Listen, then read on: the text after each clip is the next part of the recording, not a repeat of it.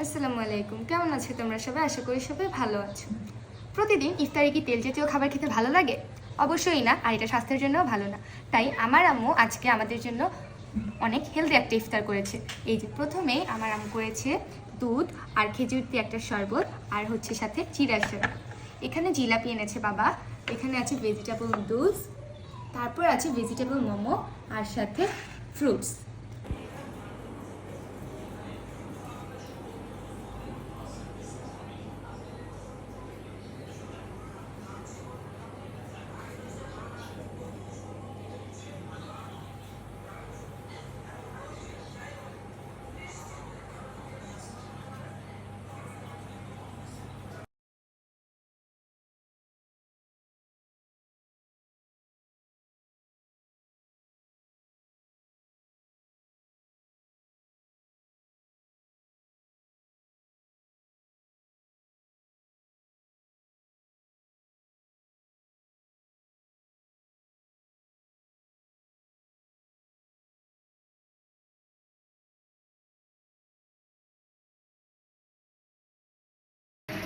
বন্ধুরা, আমি তো বলতে ভুলেই গিয়েছি, আম্মু আজকে একটা ডেজার্ট করেছে যেটা অনেক বেশি মজা।